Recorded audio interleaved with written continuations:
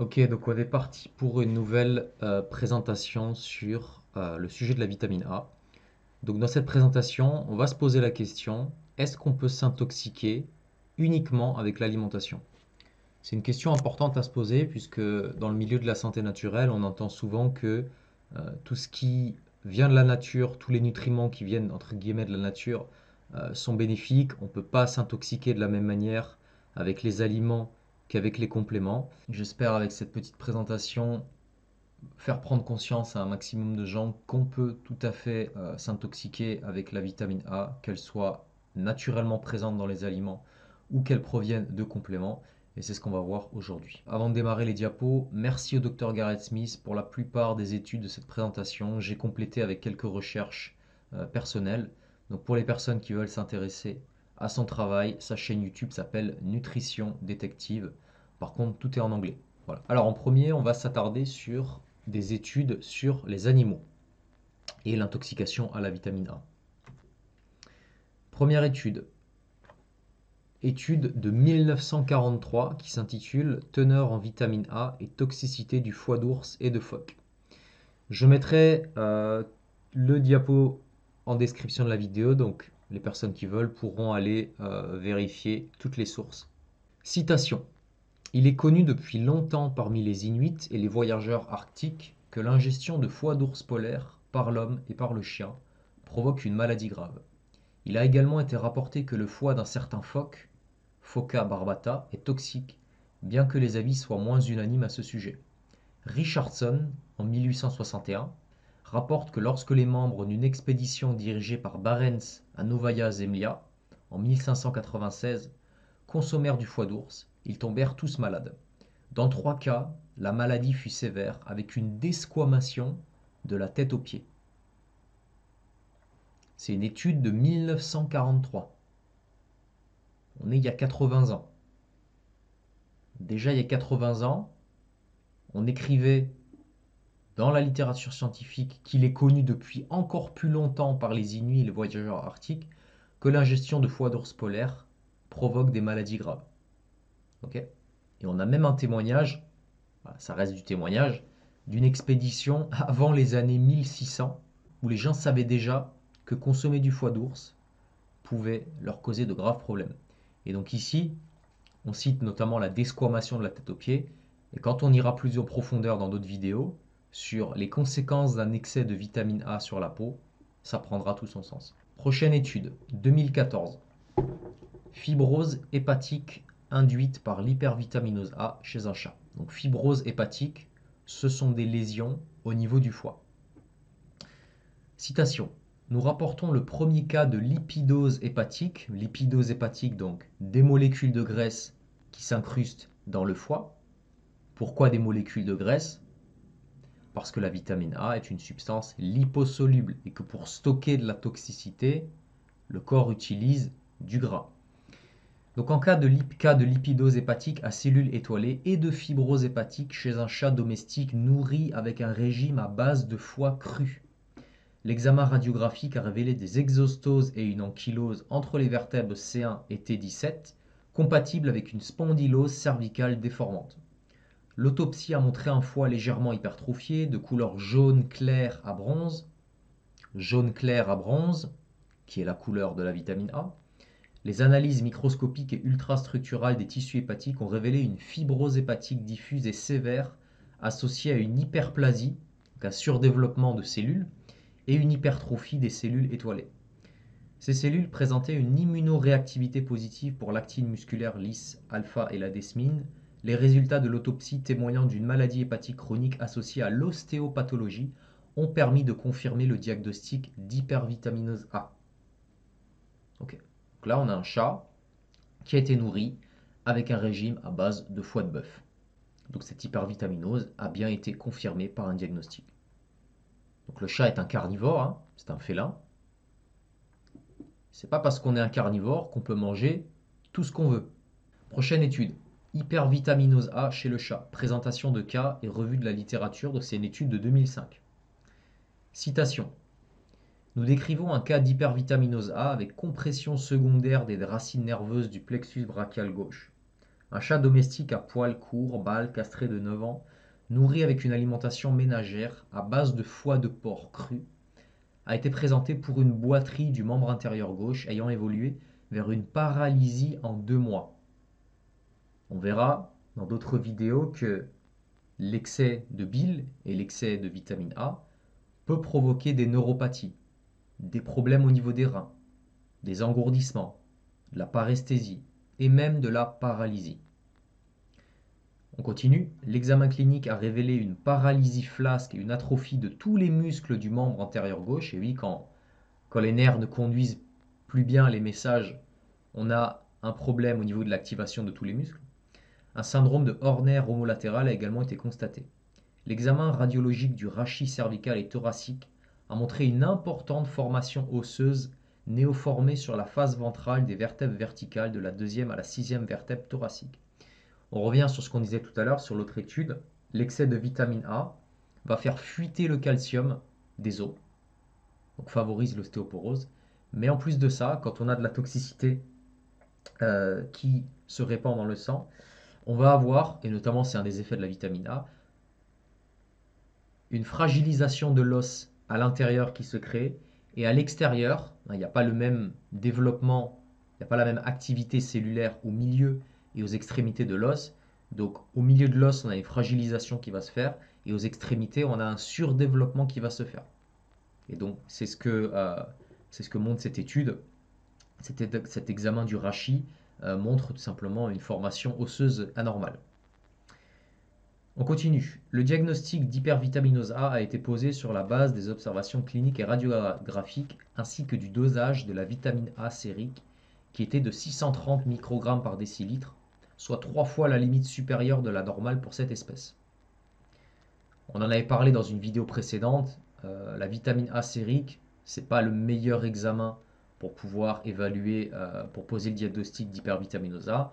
Maintenant, si on est 3 fois au-dessus des normes normales pour son espèce, c'est qu'a priori il y a un souci. Malgré un pronostic initial défavorable, le chat a progressivement recouvré la fonction du membre atteint environ 6 mois après le passage à une alimentation commerciale en conserve. En conserve.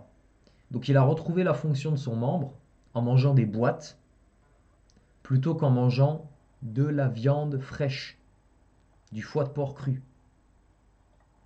Ok? Donc oui, c'est une alimentation naturelle, mais c'est une alimentation bourrée de vitamine A. Donc pour lui, c'était moins néfaste de manger des boîtes commerciales en conserve plutôt que de manger tous les jours du foie de bœuf, du foie de porc, pardon. Prochaine étude qui s'intitule Retard de croissance sévère avec rétention et déplacement des incisives chez de jeunes chats nourris avec un régime de foie de mouton cru riche en vitamine A. Étude de 1974. Je suis désolé avec les chats, j'ai rien contre les chats, mais c'est la plupart des études d'hypervitaminose A sur des aminos, c'est soit sur des chiens, soit sur des chats.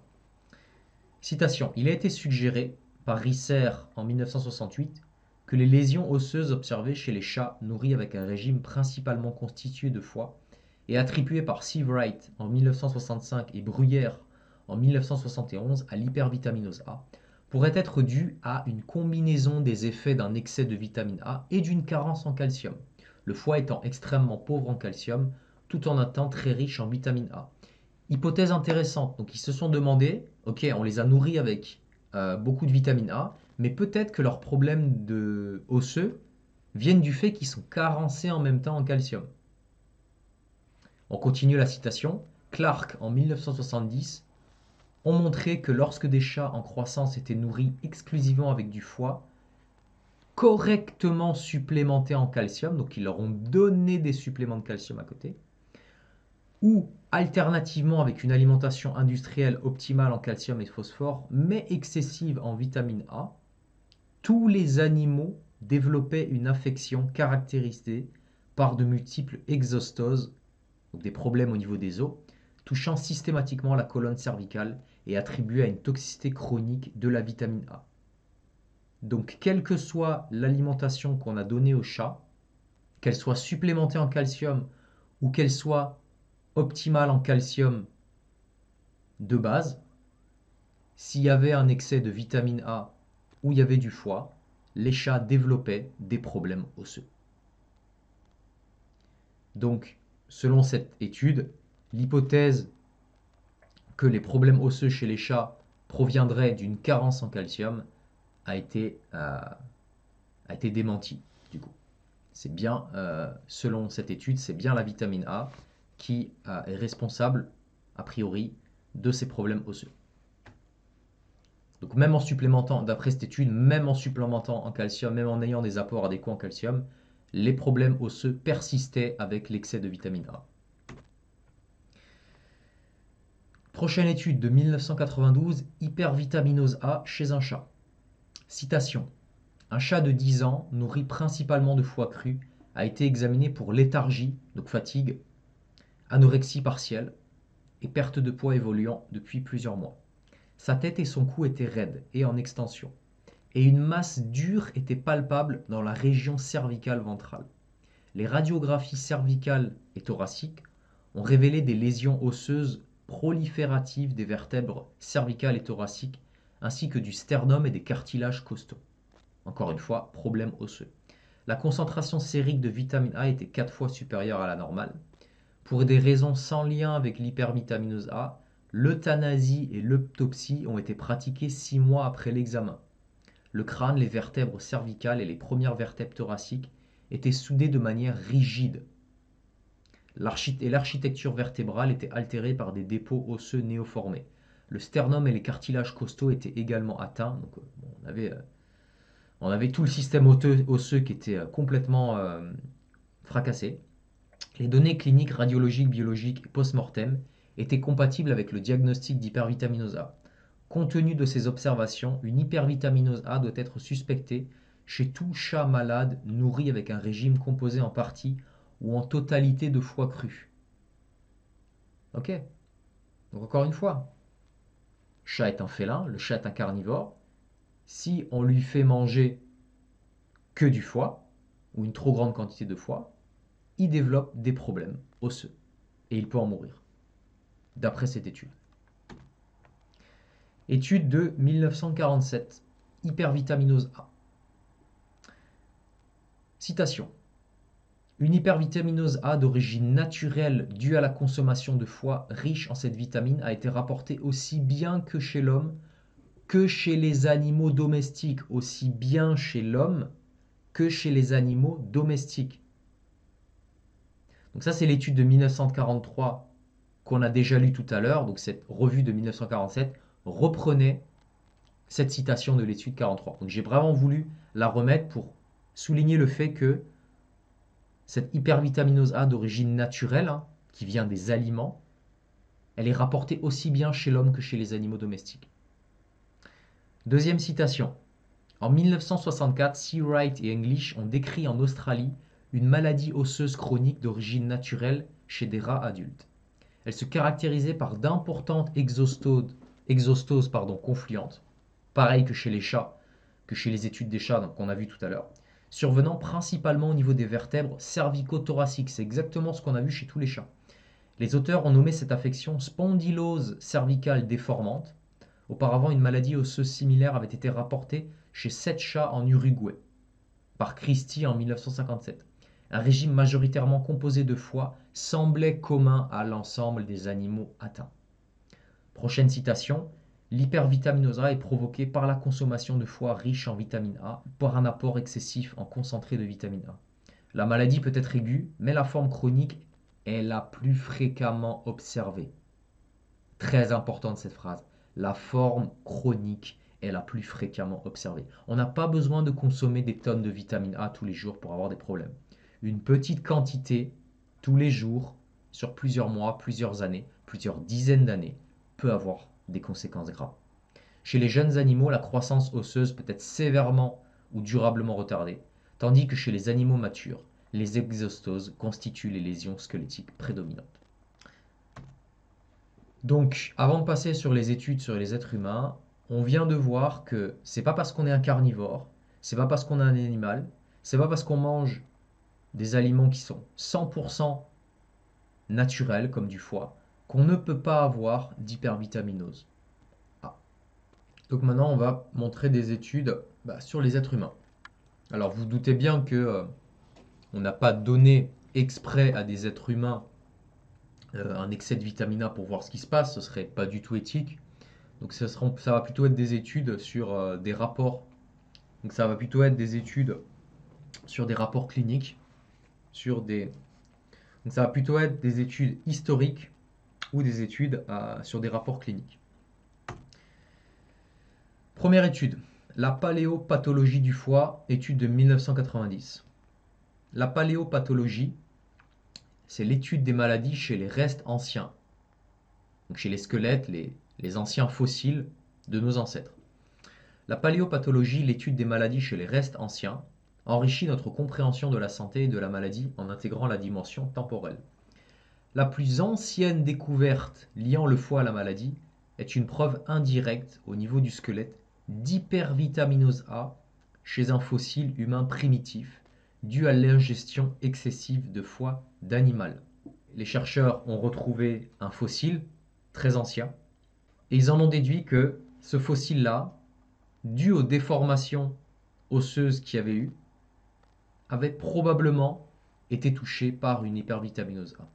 Donc, je ne vais pas rentrer dans le détail de ce papier, vous pouvez aller le consulter si ça vous intéresse. Et si c'est la réalité, vous savez que quand on est sur des études, on n'est jamais sur de la certitude à 100%, mais s'il s'avère que ce diagnostic est réel, c'est le plus ancien cas d'hypervitaminose A connu à ce jour de l'humanité. Prochaine étude de 2003 qui s'intitule Hypervitaminose A et fracture.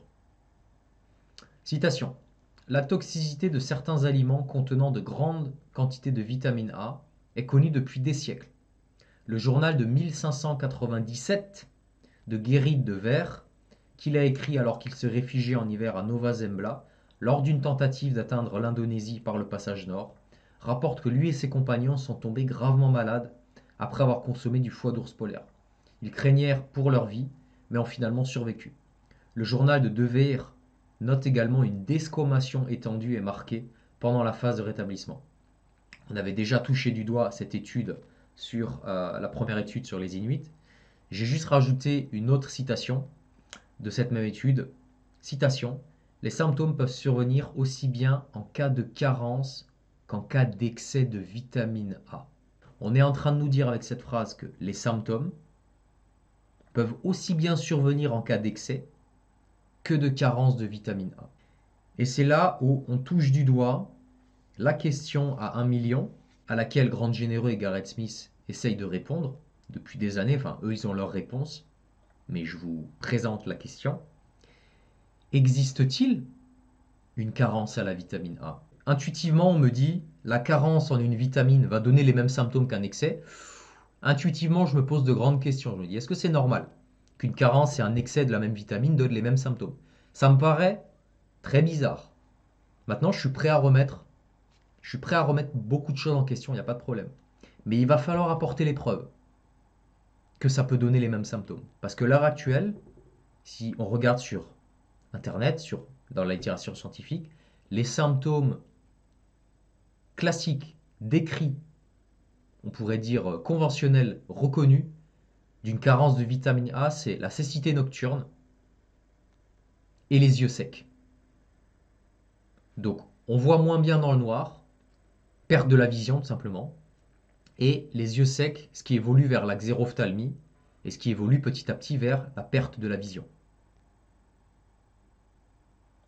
Donc ça voudrait dire que ces symptômes-là peuvent également arriver en cas d'excès de vitamine A. Donc là, on est sur un terrain qui est bancal, selon Garrett Smith et Grant Généreux. La carence en vitamine A n'existe quasiment pas. Et toutes les expériences qui ont tenté de prouver la carence de la vitamine A étaient en réalité des expériences où les animaux étaient intoxiqués à la vitamine A. Je ne vais pas rentrer plus dans le détail, mais la manière dont toutes ces expériences ont été conduites, l'alimentation qu'on a donnée à des animaux de laboratoire pour prouver la déficience à vitamine A, ont été extrêmement mal menées et au contraire étaient des situations où on intoxiquait les animaux à la vitamine A. C'est un travail monstre de déblayer tout ça. Je me suis lu les 2 tomes de Grandes Généraux de 400 pages, et même après les avoir lus, même moi je comprends pas tout. Il faut passer des heures et des heures à analyser tout ça, à lire toutes les études, à comprendre qu'est-ce qui est vrai, qu'est-ce qui est faux. C'est un travail monstre. Maintenant, voilà les questions telles qu'elles sont posées aujourd'hui. Et voilà pourquoi je voulais te citer cette phrase.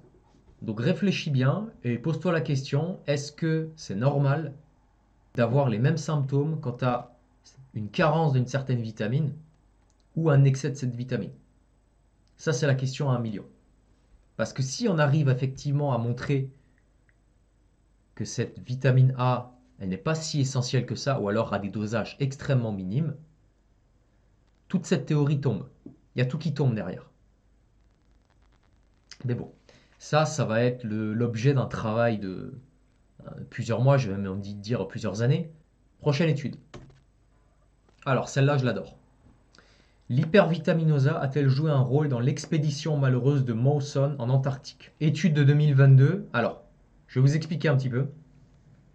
Il y a 2 liens. Il y a l'étude en question, puis il y a la page Wikipédia sur Xavier Mertz. Alors, là, on est en train de parler d'une expédition de 3 personnes qui sont parties en Antarctique. Cette expédition a mal tourné et les hommes de cette expédition n'ont pas eu d'autre choix que de manger, malheureusement, les animaux, donc les chiens de traîneau avec lesquels ils étaient partis. Donc, je vais lire la citation de l'étude et après, je rentrerai dans le détail en commentaire. Alors, citation.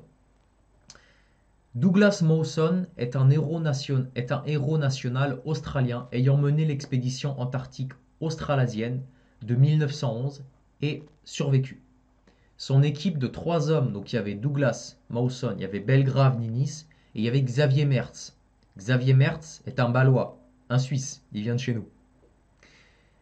Alors, son équipe de 3 hommes, transportant ses chiens en traîneau, fut confrontée à une série de catastrophes. Tout d'abord, le skieur expert Belgrave Ninis périt après une chute dans une profonde crevasse, emportant avec lui la moitié des chiens et un traîneau contenant des vivres et des provisions essentielles. Les 2 explorateurs restants, donc Douglas Mawson et Xavier Mertz, firent immédiatement demi-tour vers la base située à 507 km. Leur ration réduite à néant, ils durent se résoudre à manger leurs 6 chiens restants pendant 23 jours. Xavier Mertz tomba progressivement malade, souffrant de, attention, diarrhée, délire, crise de rage, ça c'est très important parce qu'on va en parler tout à l'heure avec les Inuits, et finalement de plusieurs convulsions. Il mourut après une nouvelle crise. Mawson, seul avec des vivres quasi inexistants et sans chien pour le transport, parvint, grâce à sa ténacité exceptionnelle, à regagner le camp de base 1 mois plus tard et fut sauvé. Son journal relate des complications médicales, notamment une desquamation cutanée.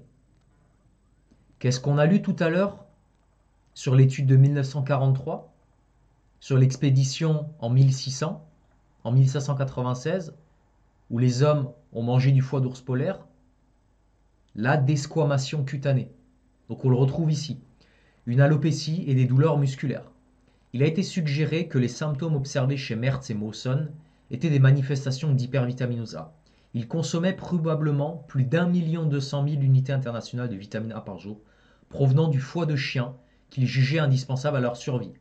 Mertz, végétarien, consommait peut-être davantage de foie que de viande musculaire, ce qui expliquerait l'encéphalopathie et les convulsions plus sévères associées à une intoxication aiguë à la vitamine A. Donc là, je vais détailler un peu le récit tel qu'il a été rapporté dans l'histoire officielle. Alors, Mawson et Mertz réévaluèrent leur situation après que le skieur soit tombé dans la crevasse et conclurent qu'il serait nécessaire de consommer des chiens pour survivre. La première nuit après l'accident, ils abattirent un des chiens, le dépecèrent et en donnèrent une partie aux chiens restants. Ce fut leur premier repas de foie de chien, et l'entrée du journal de Mawson note: ce fut un soulagement heureux lorsque le foie apparut. Il se mâchait facilement. Et ça, c'est ce que nous dit Gareth Smith à propos du foie.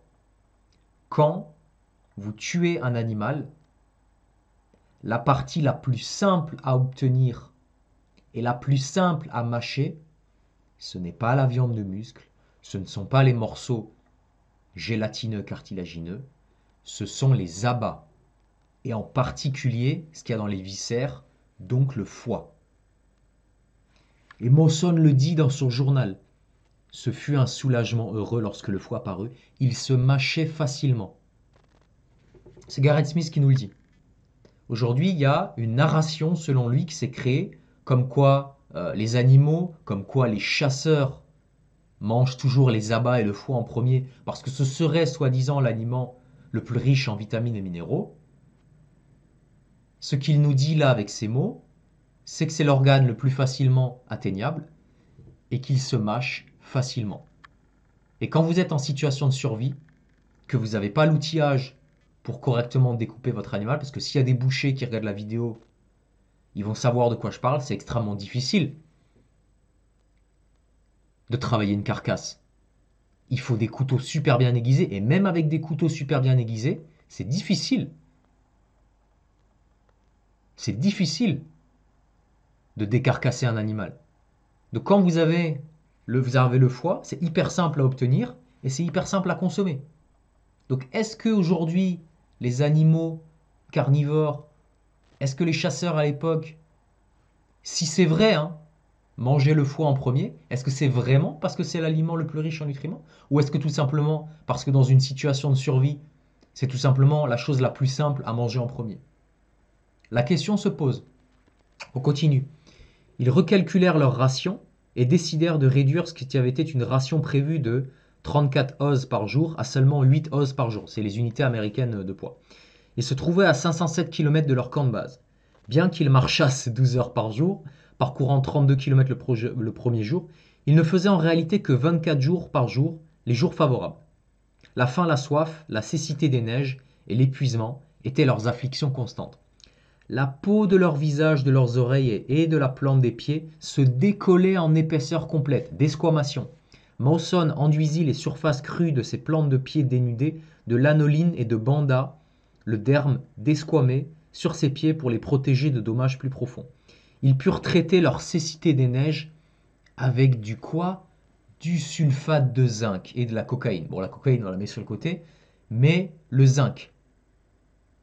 Et le zinc, on va le voir dans des prochaines vidéos, il permet de détoxifier la vitamine A et surtout il permet de fabriquer des RBP, les protéines qui transportent la vitamine A. Qu'ils avaient encore. Après une semaine d'efforts intenses, il ne restait plus que 2 chiens survivants. La distance qu'ils pouvaient parcourir chaque jour diminuait au fur et à mesure que le nombre de chiens chutait. À Noël, ils avaient poussé leurs chiens à l'épuisement et décidèrent de tuer les derniers pour les manger. À partir de ce moment, ils durent tirer leurs traîneaux eux-mêmes sur la glace et abandonnèrent davantage d'objets pour alléger le poids. Il leur restait encore 290 km à parcourir et ils avançaient seulement de 4,8 km par jour. Lorsque Mertz tomba malade le 1er janvier, il se plaignait que la viande de chien le rendait malade, provoquant diarrhée et douleurs abdominales, et décida de ne plus en manger.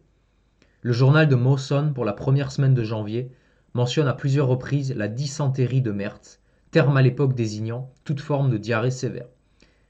La diarrhée, qu'est-ce que c'est? Un excès de bile dans les intestins. Mertz était végétarien et il a été suggéré que Mawson lui permit de consommer davantage de foie, la partie la moins fibreuse du chien, encore une fois. C'est la partie la plus simple à consommer. Mawson essaya de le réhydrater avec du thé et du lait en poudre, glaxo, après plusieurs jours sans pouvoir manger. Finalement, le 7 janvier, Mertz commença à présenter des troubles mentaux, à dormir de façon agitée, à crier dans son sommeil et à s'emporter violemment contre Mawson lors de ses fréquents réveils. Il eut plusieurs crises, puis sombra dans l'inconscience et mourut dans la nuit. Le journal de Mawson note: dans l'après-midi, il a plusieurs crises et est délirant. Il se souille à nouveau et je le nettoie. Il est très faible, devient de plus en plus délirant et parvient rarement à parler de manière cohérente. À 20 heures, il délire et casse un poteau de tente. Je le retiens, puis il devient plus paisible et je le mets doucement dans le sac. Il meurt paisiblement vers 2 heures du matin le 8. Il avait perdu toute la peau de ses jambes et de ses parties génitales. je suis dans le même état et mon doigt endolori ne guérit pas. Bon, c'était un petit peu long, désolé, mais c'est pour montrer un petit peu ce qu'ont véritablement vécu ces aventuriers. Ok? Donc je pense qu'on a bien compris ce qui s'est passé et on peut passer à la prochaine étude. Pi bloc toc. Alors qu'est-ce que c'est que le pi bloc toc? On va en parler. Et nutrition inuite. Implication possible de l'hypervitaminosa, étude de 1985. La réaction hystérique connue chez les Inuits, appelée pi bloc toc, qui fait partie d'un groupe de comportements aberrants observés dans les sociétés arctiques et circumpolaires, est désignée sous le terme d'hystérie arctique, a été expliquée par diverses théories, écologie nutritionnelle, biophysiologique, psychologique, psychanalytique, socio-structurelle et culturelle. Cette étude émet l'hypothèse d'une possible implication d'une intoxication vitaminique, en particulier une hypervitaminosa dans l'étiologie de certains cas de pi bloc toc. Donc qu'est-ce que c'est que le pi bloc toc? C'est un phénomène qui se produit chez les Inuits. Et je vais lire en commentaire les symptômes de cette manifestation. Alors il y a plusieurs phases dans la manifestation du pi bloc toc. En premier, il y a ce qu'on appelle un prodrome. D'accord? Donc il y a une période avant la crise, c'est une période de quelques heures à quelques jours, pendant laquelle la victime se sent légèrement irritable, renfermée. Ensuite, il va y avoir une phase d'excitation. Soudainement, avec peu ou pas d'avertissement, la victime devient extrêmement agitée. Elle peut se déshabiller, casser des meubles, proférer des obscénités, jeter des objets, manger des excréments ou accomplir d'autres actes irrationnels. Elle quitte généralement l'abri et court frénétiquement sur la toundra ou la banquise, se jette dans des congères, grimpe sur des icebergs et peut réellement se mettre en grand danger, bien que les personnes qui la poursuivent parviennent généralement à la secourir.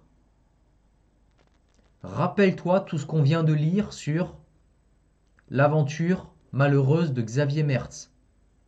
Les délires, les convulsions, les incohérences, le fait qu'il casse les poteaux de la tente. Était-ce un pi bloc toc ou pas? Ensuite, convulsions et stupeur. L'excitation est suivie de convulsions, dans au moins certains cas, puis d'un effondrement, et enfin d'un sommeil stuporeux et d'un coma pouvant durer jusqu'à 12 heures. Rétablissement. Après une attaque, la victime se comporte parfaitement normalement. Elle ne se souvient pas de l'expérience. Certaines victimes présentent des attaques répétées, tandis que d'autres n'en connaissent apparemment qu'une seule. L'un des premiers rapports cliniques sur l'intoxication à la vitamine A indiquait: il est depuis longtemps connu parmi les Esquimaux et les voyageurs arctiques que l'ingestion du foie d'ours polaire chez les hommes comme chez les chiens provoque de graves maladies. C'est la phrase qu'on a lue tout à l'heure dans l'étude de 1943.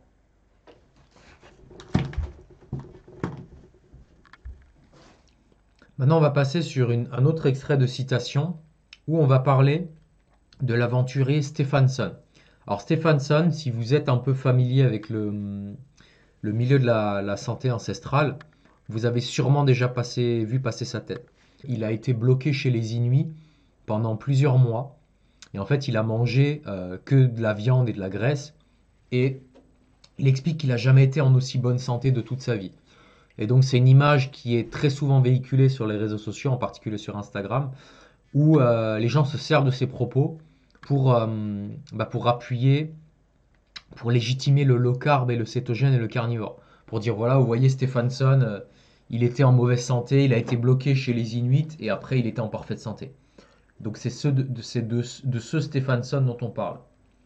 Donc voici la citation. Commandant l'expédition dont Jenness faisait partie, Stephenson indique que la question de savoir si le foie d'ours polaire était toxique faisait l'objet de nombreuses spéculations parmi les explorateurs et chasseurs de baleines arctiques. Bon, spéculation, sauf chez ceux qui en ont réellement mangé, comme on l'a vu dans les études précédentes et qui ont vu ce que ça provoquait. On continue. Et qu'ils avaient probablement obtenu cette information par ouï-dire auprès des Esquimaux. Lorsque Stephenson interrogea les Esquimaux pour la première fois, ils confirmèrent le fait, mais après des années passées avec les Esquimaux, lorsque j'eus enfin une compréhension raisonnable de leurs idées religieuses et de leur langage cérémoniel, je découvris que ce qu'ils voulaient dire, c'était que le foie d'ours était tabou et que quelque malheur, peut-être sous forme de maladie ou de mort, frapperait celui qui le mangerait comme punition. Un peu comme les chrétiens médiévaux auraient pu s'attendre à ce qu'une maladie ou la mort suive l'usage profane du sacrement. L'interprétation religieuse semble être celle de Stephenson plutôt que de ses informateurs. Les Esquimaux affirmaient également que le foie d'ours provoquait un blanchissement de la peau, voire la mort. Par la suite, Stephenson, un peu dans la tradition du Dr Kane avant lui, chercha à démontrer expérimentalement si le foie d'ours était effectivement toxique et en donna à manger à lui-même et à son équipage à plusieurs reprises. Mince. Mais bon, au moins il a testé. Bien qu'ils réagissent tous par certains des symptômes décrits par les médecins contemporains pour l'hypervitaminose A, chaque individu semblait présenter une réaction différente. Et là, on touche du doigt quelque chose de très important. Nous n'avons pas tous la même capacité de détoxification et la même capacité de stockage par rapport à la vitamine A. C'est pour ça qu'on réagit tous de manière différente. Certains tombèrent gravement malades, d'autres modérément et d'autres légèrement. Stephenson se demanda si la graisse dans laquelle le foie était cuit pouvait être impliquée ou si les foies qu'ils avaient mangés étaient infectés, car plus tard il mangea du foie d'ours sans problème.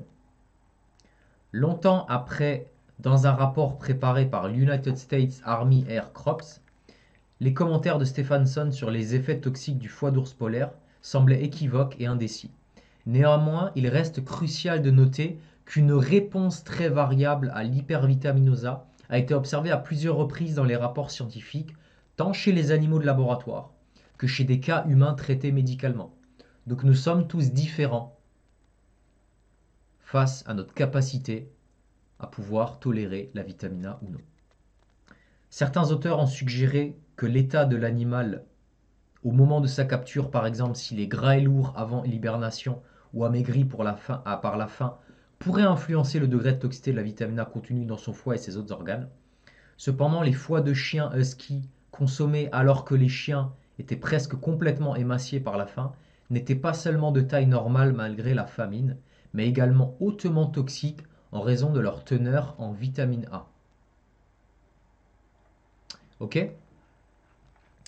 Donc, on va retourner sur le diapo. Donc, je trouvais ça très très intéressant de vous apporter cette vision de Stephenson. Parce que Stephenson, on voit passer 10 secondes de sa tête. On le voit chez les ennemis. Oh, il va mieux. Oh, il a perdu du poids, etc. Oui, mais qu'est-ce qu'il avait comme alimentation avant? D'accord? Et surtout, on parle jamais de cette partie-là, sur le foie. Ok, donc on est bon pour cette étude.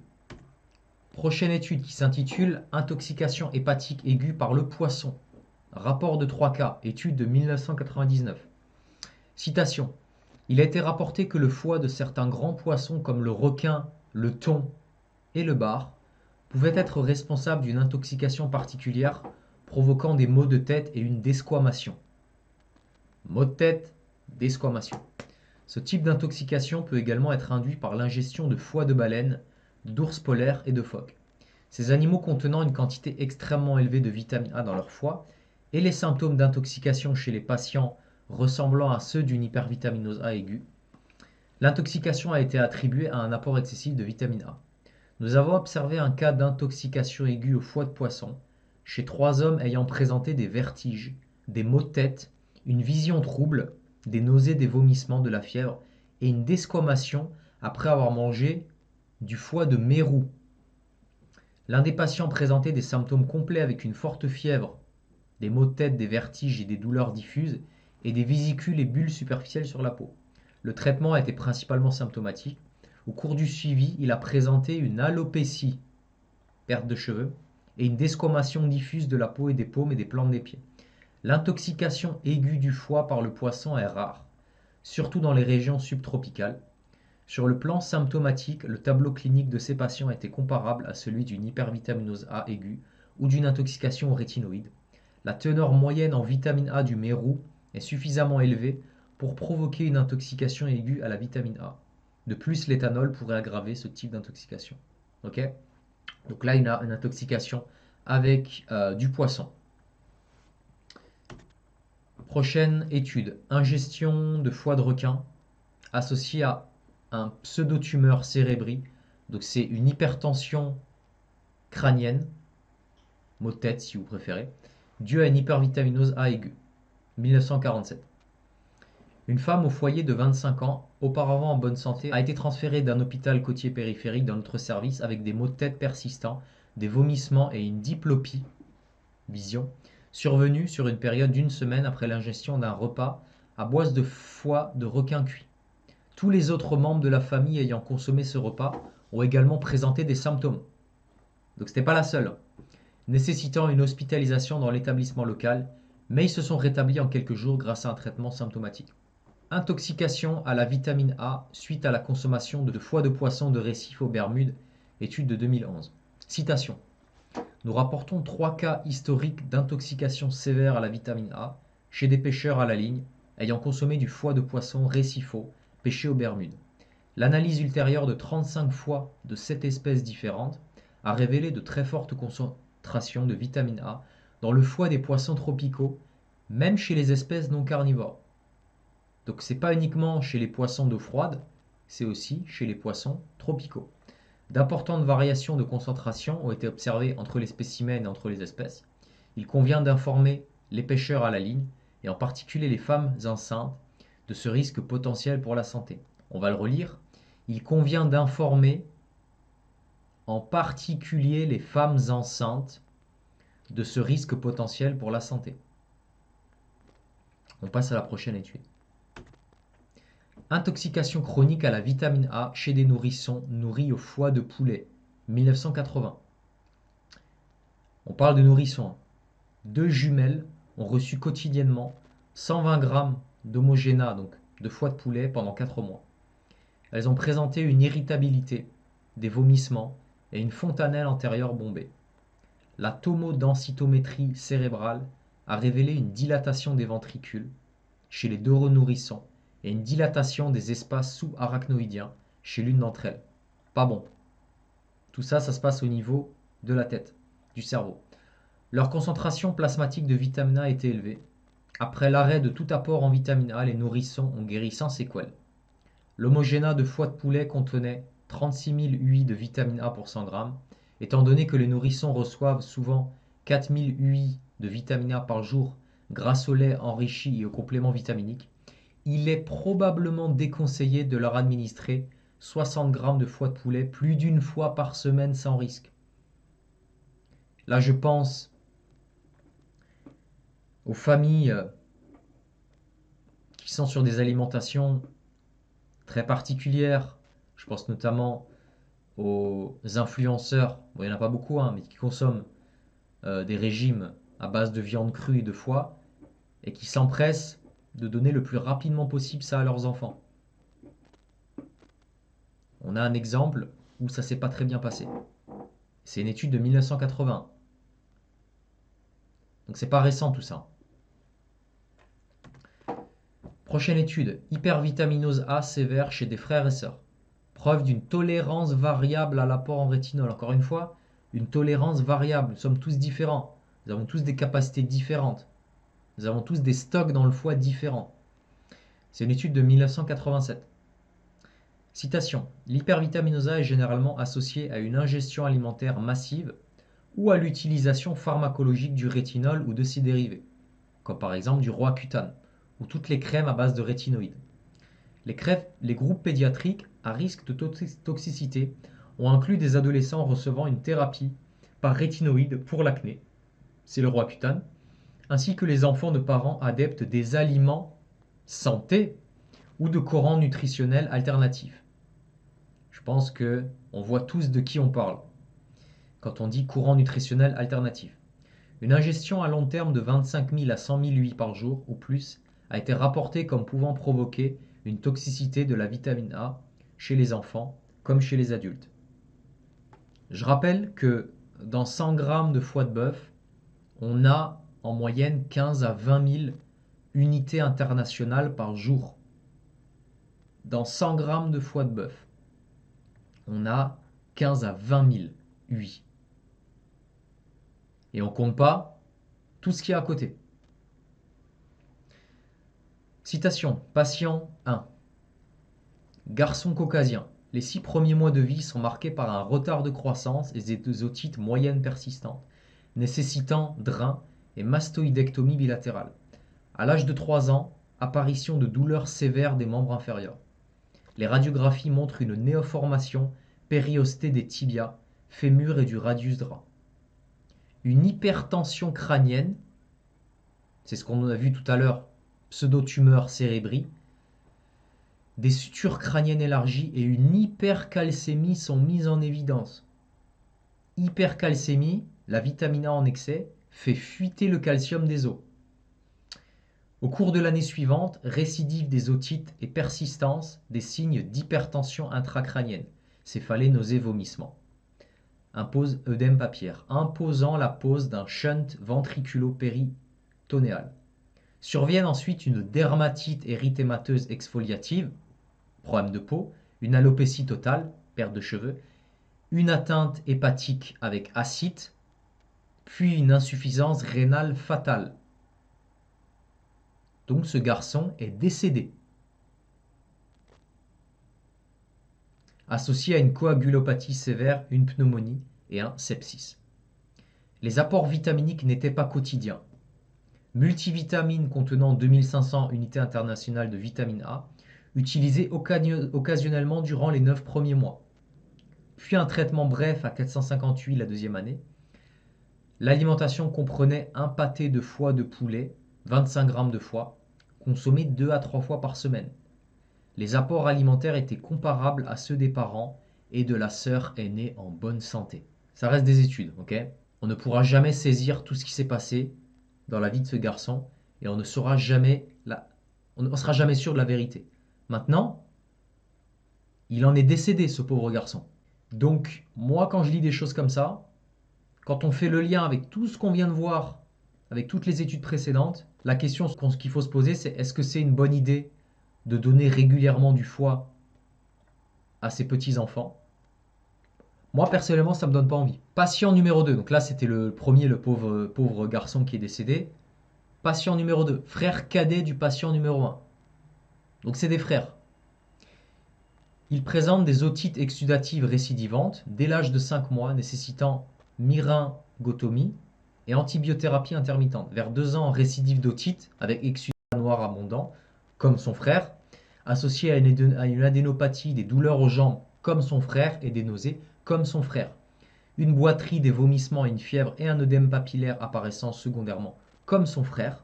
Des suppléments contenant 2500 UI de vitamine A avaient été administrés quotidiennement durant les premiers mois de vie, comme son frère. Le régime alimentaire incluait un pâté de foie de poulet consommé 2 à 3 fois par semaine, sans différence avec celui du reste de la famille, comme son frère. Le régime alimentaire, les examens d'imagerie révèlent des sutures crâniennes élargies, comme son frère, une hydrocéphalie légère non obstructive. La biologie montre une hypercalcémie sévère, comme son frère, avec des paramètres phosphocalciques par ailleurs normaux. En l'absence de diagnostic clair, une parathyroïdectomie est réalisée à tort. Pas de chance, on commence déjà à lui enlever des bouts de son corps, suivi d'épisodes d'alternance d'hyper et d'hypocalcémie. Entre 3 et 4 ans apparaissent une hépatosplénomégalie, une ascite, comme son frère, des douleurs osseuses, une léthargie puis une alopécie, comme son frère, une dermatite érythémateuse exfoliative, comme son frère, et un épanchement pleural. Les bilans métaboliques, hépatiques, infectieux et toxiques sont normaux. Ah ben tiens, bilan hépatique normal avec tous ces symptômes-là. Qu'est-ce que ça veut dire? Ça veut dire qu'on ne voit pas tout quand on fait un bilan hépatique. Les dosages vitaminiques montrent un rétinol sérique élevé, des esters rétinyles massivement augmentés et un rapport rétinol sur RBP anormalement élevé, alors que les parents et la sœur présentent des valeurs normales malgré des apports similaires. La restriction des apports en vitamine A à moins de 300 UI par jour normalise le rétinol sérique, mais les esters de rétinyle restent élevés avec une corrélation entre les poussées cliniques et leur augmentation. Devant la persistance d'une évolution sévère, une approche thérapeutique expérimentale est tentée. Donc qu'est-ce qu'il faut retenir de cette étude de 1987? On ne réagit pas tous de la même façon. Le patient numéro 1, ça a été fatal pour lui. Le patient numéro 2, A priori, il s'en est sorti. On ne connaît pas la suite et on ne sait pas ce qui va se passer tout au long de sa vie. Et la sœur et les parents avaient les mêmes apports, mais n'avaient pas les mêmes problèmes. Plus on est petit, plus on a un foie qui est petit, moins on a de capacité de pouvoir stocker ce genre de choses, de capacité à stocker la vitamine A. Prochaine étude. Étude de 1986 qui s'intitule Manifestations hépatiques et dermatologiques de l'hypervitaminose A chronique chez l'adulte. Rapport de 2 cas. Première citation. Je souhaite attirer l'attention sur les habitudes alimentaires des patients atteints de pseudo-tumeurs cérébrales. Donc ça, c'est l'hypertension crânienne. Un syndrome caractérisé par une pression intracrânienne élevée, qu'on va avoir des maux de tête, qui survient typiquement chez les jeunes femmes obèses et se manifeste par céphalée et papilledème. La nature de cette affection reste généralement inconnue, mais elle est associée à divers troubles, dont le plus prévisible est l'intoxication à la vitamine A. En effet, la pseudotumeur cérébrale survient chez 30 à 50% des patients présentant une hypervitaminose A. Cette relation causale nous a incité à réaliser une enquête alimentaire auprès d'environ 50 patients atteints de pseudotumeurs cérébrales idiopathiques. Idiopathique, quand ils disent idiopathique, c'est qu'ils ne savent pas d'où ça vient. Ils sont en train de te dire que chez 30 à 50% des patients qui ont une hypervitaminose A, on voit une PTC idiopathique, mais ils ne se posent pas la question, est-ce que l'un peut causer l'autre? Rapport de cas. Surprenamment, nous avons découvert 5 patients qui consommaient du foie de bœuf au moins 1 à 2 fois par semaine. Plusieurs patients consommaient du foie à plusieurs repas dans la même journée ou régulièrement des sandwichs de déjeuner. 2 patients ont déclaré acheter régulièrement entre 3 et 11 kilos de foie par semaine. Aucun des patients n'utilisait de médicaments parfois associés à la pseudotumeur cérébrale idiopathique. Bon, les 3 à 11 kilos de foie par semaine, c'était pour toute la famille, hein, c'était pas que pour eux. Ils disent surprenamment, mais quand on se rappelle toutes les études qu'on vient de lire jusqu'à aujourd'hui, je sais pas vous, mais moi je trouve ça pas étonnant du tout, hein. Pas étonnant du tout. Les maux de tête, l'hypertension crânienne, c'est des symptômes qui reviennent systématiquement parmi les gens qui ont une hypervitaminose A dans les autres études. Donc là, on a des gens qui ont ces symptômes-là en consommant du foie de bœuf régulièrement toutes les semaines. Prochaine étude de 2019 qui s'intitule Consommation de viande et qualité du sperme et taux d'hormones reproductives chez les jeunes hommes en Espagne. Là, on va parler testostérone, hein. Donc, si vous êtes un homme et que vous regardez cette vidéo, écoutez bien. Citation. Cette étude transversale visait à évaluer les associations entre la consommation de différents types de viande et les paramètres spermatiques et hormonaux chez de jeunes hommes en bonne santé. Elle a inclus 206 hommes âgés de 18 à 23 ans, originaires du sud de l'Espagne. Tous les participants ont rempli un questionnaire de fréquence alimentaire validé, ont subi un examen physique et ont fourni des échantillons de sang et de sperme. Une régression linéaire multivariée a été utilisée pour évaluer les associations entre la consommation de viande et les paramètres de qualité des spermes et les hormones reproductives de l'autre. La consommation totale de viande n'était pas associée à la qualité du sperme ni au taux d'hormones reproductives. Cependant, lorsque des sous-groupes de viande ont été considérés, donc on a regardé concrètement quel type de viande ils consommaient, la consommation de fruits de mer était positivement associée à la mobilité progressive. Donc plus les hommes consommaient des fruits de mer, plus ils avaient un sperme de qualité. En revanche, les hommes consommant des abats présentaient une mobilité progressive des spermatozoïdes significativement plus faible et des taux d'hormones lutéinisantes plus élevés que ceux qui n'en consommaient pas. Donc c'est pas bon, hein. Si on a trop d'hormones lutéinisantes, et donc très important, les hommes qui consommaient des abats, en particulier du foie, avaient un sperme de moins bonne qualité. Et c'est pas un peu, c'est significativement plus faible. Donc, toute la sphère carnivore, ancestrale, qui nous pousse à consommer tous les jours du foie, comme quoi c'est un super aliment pour la testostérone, je vise personne en particulier, ça normalement, on devrait se poser des questions. Alors encore une fois, c'est une seule étude, c'est sur 200 hommes. On pourrait me dire, mais Jérémy, c'est pas suffisant. Bah ouais, mais en attendant, pour l'instant, ça va pas dans le sens de cette narration. Prochaine étude qui s'appelle Intoxication à la vitamine A secondaire à une consommation excessive de légumes jaunes, verts, de foie et de nori, donc les algues de nori.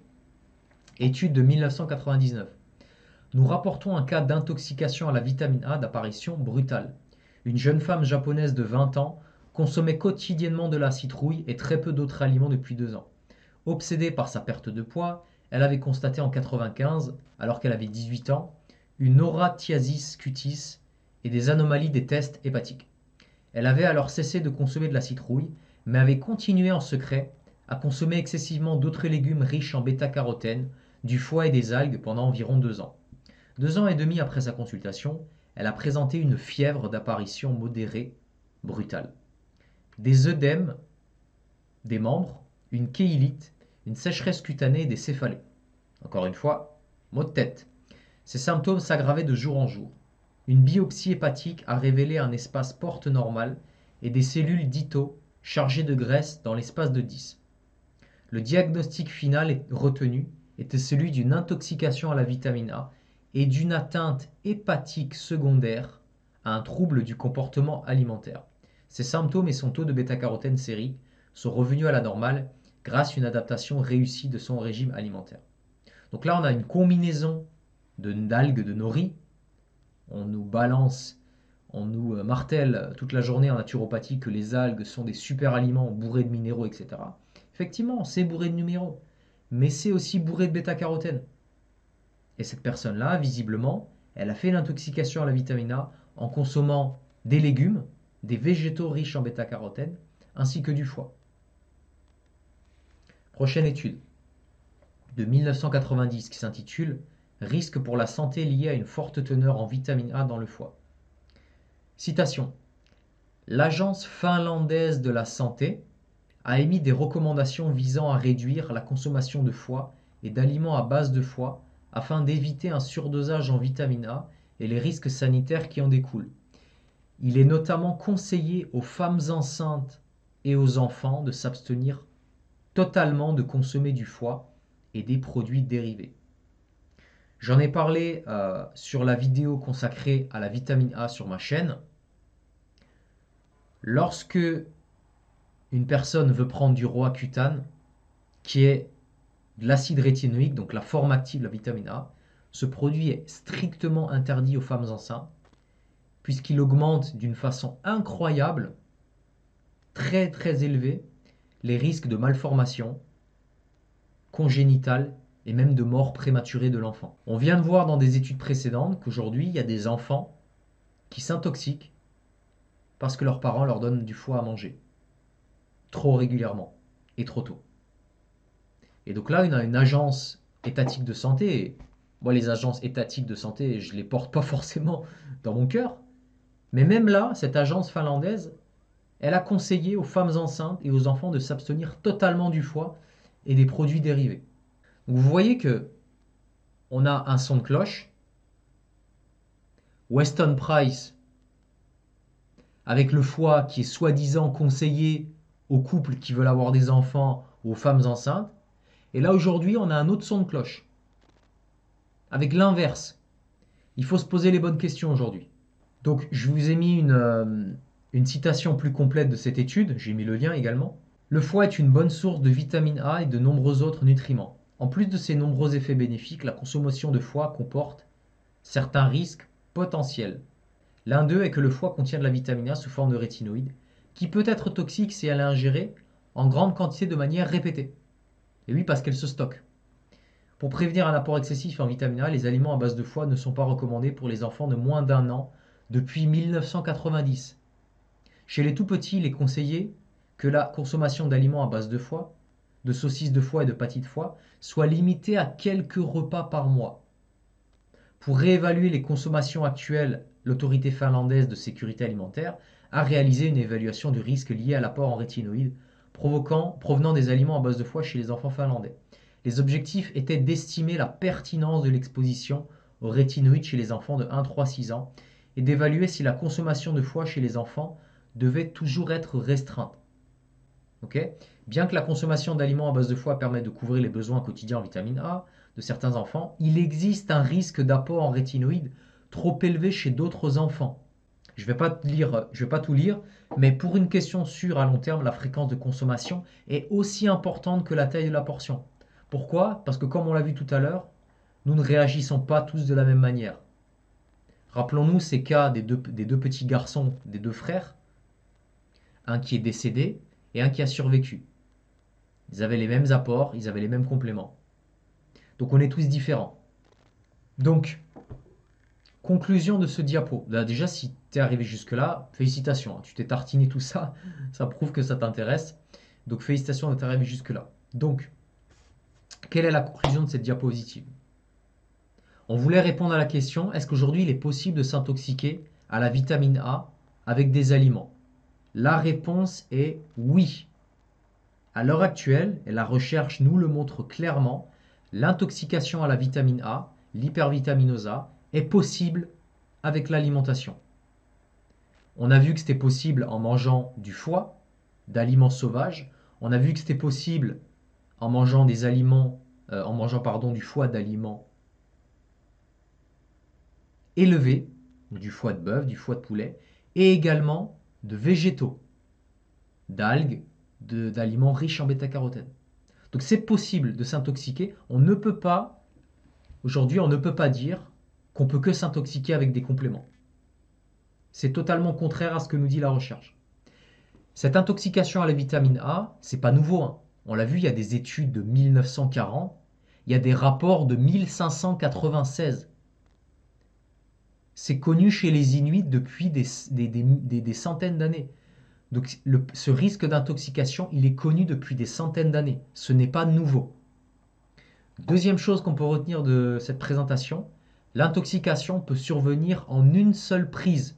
L'intoxication peut survenir en une seule prise ou alors de façon accumulée. Et c'est ça qui est vicieux. C'est qu'on peut avoir une accumulation lente et silencieuse sur plusieurs mois, plusieurs années, plusieurs dizaines d'années, comme un vase qui se remplit. Et une fois que le vase il est rempli, c'est pas trop tard, mais on fait comment? Eh bien, il faut faire tout le chemin inverse. Et quand on a les symptômes qui arrivent, c'est que c'est déjà bien rempli.